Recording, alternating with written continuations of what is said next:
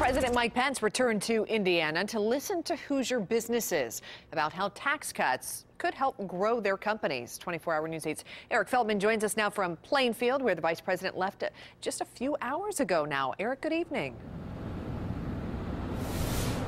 Good evening, Brooke. The vice president said that the plans could change in the coming weeks, especially with two GOP tax plans being considered, one in the Senate, one in the House. But what he said is clear after talking with some small businesses in Plainfield today is that he believes that tax cuts are definitely needed.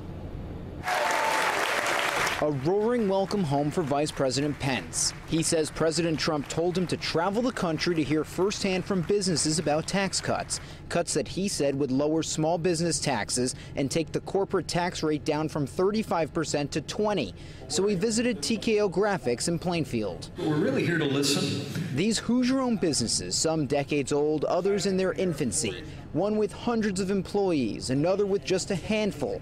Companies in advertising, graphics, recycling, and a gluten-free bakery. And that business was born out of my passion for feeding my own family delicious, whole, clean food. The vice president wanted to know how these businesses would be affected by a tax cut. So it's not only expanding to hire, we want to keep those good employees. Hopefully it's going to give us a little bit of a cushion to where we're not so tight and always having to keep getting more and more debt to expand. And he asked what they'd do with the extra money. We would be able to use that money to expand to get out to other states that we're not in currently.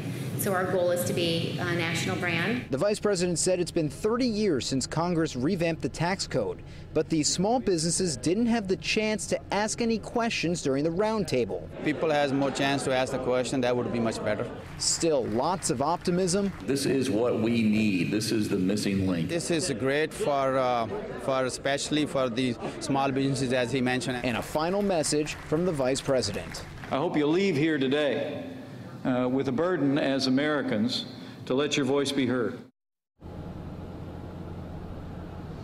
Some lawmakers have expressed some concern that these tax cuts could lead to the U.S. deficit, which is already astronomical, getting even worse because there'd be billions of dollars less coming in revenue to the U.S. government. But supporters of tax cuts and tax reform say that economic growth and development would make up for that loss. We'll see in a couple weeks when tax reform could be voted on in Congress. I'm live in Plainfield. Eric Feldman, 24-hour News 8.